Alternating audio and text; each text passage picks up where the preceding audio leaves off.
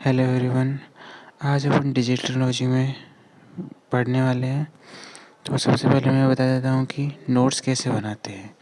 जो भी आपका पेज होता है ना, उसका ऊपर वाला 80% तो अपन क्लास के नोट्स लिखने के लिए काम में लेते हैं और नीचे वाला 20% उसको खाली छोड़ते हैं। उसके अंदर उसी 80% के पेपर की समरी लिखते हैं ताकि एग्ज़ाम टाइम में वो पूरा पेज इतने सारे नोट्स से पढ़ने की ज़रूरत नहीं पड़े।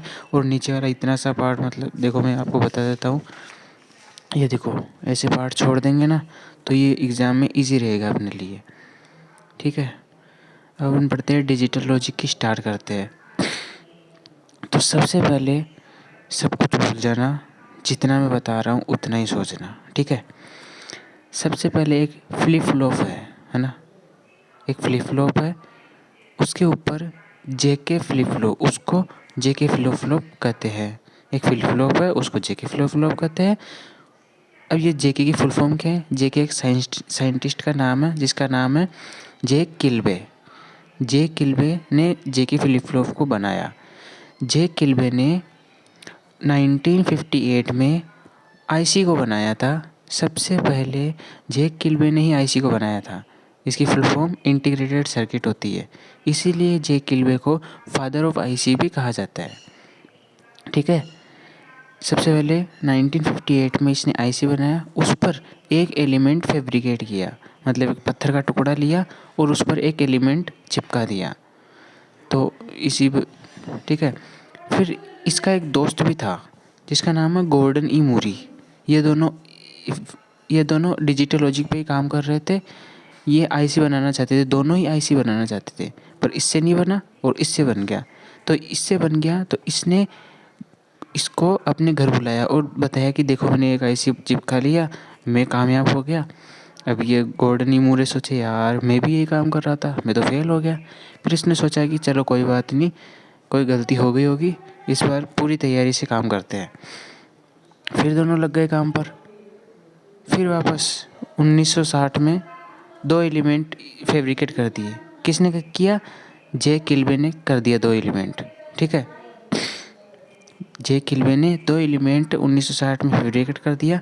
अब करते इसको बुलाएगा ये तो अपने दोस्त को।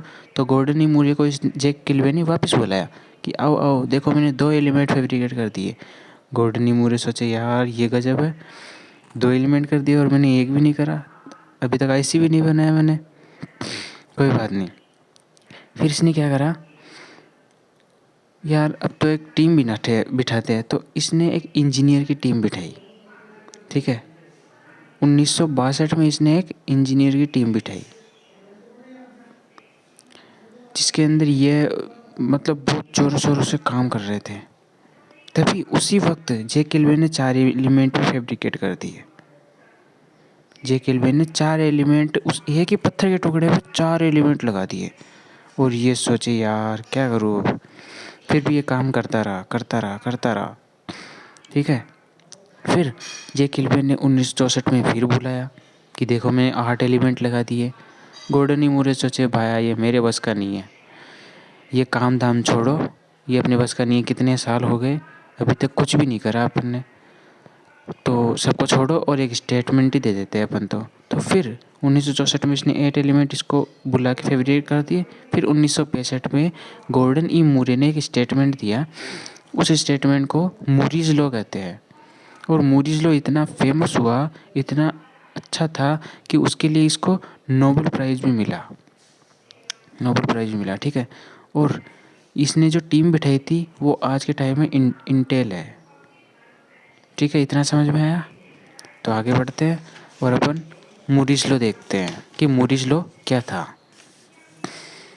अब मूरीज लॉ क्या था? The number of element fabricated on a single wafer, या पत्थर बेस कुछ भी बोल दो, एक सतह बोल दो, है ना। The number of element fabricated on a single wafer is every 18 और 24 मंथ, मतलब हर 18 और 24 महीने में जो भी पत्थर पर एलिमेंट फैब्रिकेट किए जाते हैं वो उसके दुगने हो जाते हैं। ठीक है, दुगने तो हो रहे थे। इसने इसी को देख के तो स्टेटमेंट दिया था कि 58 में, फिर 60 में, फिर 62 में, फिर 64 में, हर 2 साल बाद। तो इसने 18 और 24 का रेशियो ले लिया। और ये स्टेटमेंट दे दी। अब है नंबर सिस्टम। नंबर सिस्टम में अब कोई भी नंबर सिस्टम उसके 3 होते हैं ना। ये 501 अपना कोई नंबर है, इसको कोफिशिएंट कहते हैं। और उसके जो नीचे रहता है ना, इसको बेस कहते हैं। ये बेस 2 होती है, 8 होती है, 10 होती है और 16 होती है। इसको बाइनरी कहते हैं। 8 को ऑक्टल कहते हैं, 10 को डेसिमल कहते हैं और 16 को हेक्साडेसिमल कहते हैं। ठीक है।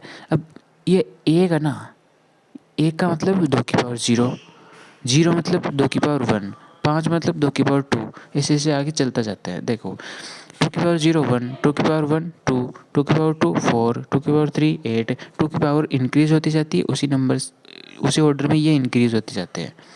ठीक है। 2 की पावर 10 मतलब 1024, मतलब 1 किलो।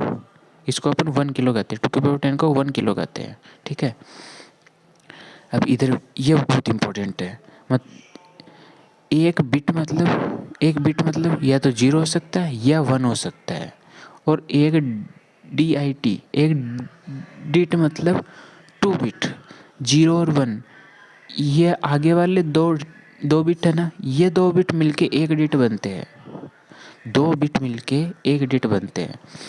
और 4 बिट मिलके, देखो दो बिट मिलके एक डिट बना, 4 बिट मिलके एक निब्बल बनते हैं और 8 बिट मिलके एक बाइट बनते हैं। ये तो आपको पता होगा शायद कि 8 बिट मिलके एक बाइट बनते हैं। अब 1 KB स्मॉल बी, 1 KB 2 की पावर 10 बिट और 1 के कैपिटल बी, 1 KB मीन्स 2 की पावर 10 बाइट, मतलब 2 की पावर 10 इंटू 8 बाइट। ये अपने आगे बहुत काम आएगा, इसको याद रखना। दोनों में कंफ्यूज मत होना, दोनों अलग अलग हैं। ठीक है। अब डेसिमल और बाइनरी। डेसिमल में अपन 0 लिखते हैं, बाइनरी में 0 0। डेसिमल में 1, बाइनरी में 0 1, 2 को 1 0 और 3 को 1 1 लिखते हैं। और ये अपन कितनी भी आगे तक ले जा सकते हैं। कैसे? इसी ऑर्डर में 1 2 4 8 16 ऐसे, 1 2 4 16 ऐसे आगे लिख देना, 0 को 0। ठीक है। अब 1 बनाना है तो 1 को 1, 2 बनाना है 2 कैसे बनेगा, 2 पे ही लिख देंगे। 4 बनाना है तो यहाँ पर 0 1 2, ये 3 मतलब 2 और 1 3 होता है। अब 4 बनाना है तो 4 बनाना है तो यहाँ 1 लिखेंगे, यहाँ 0 0 लिखेंगे, ये 4 हो गया। अब 5 बनाना है तो 4 और 1 5 होता है तो 1 0 1। इसी तरीके से आप आगे बना सकते हैं। तो ये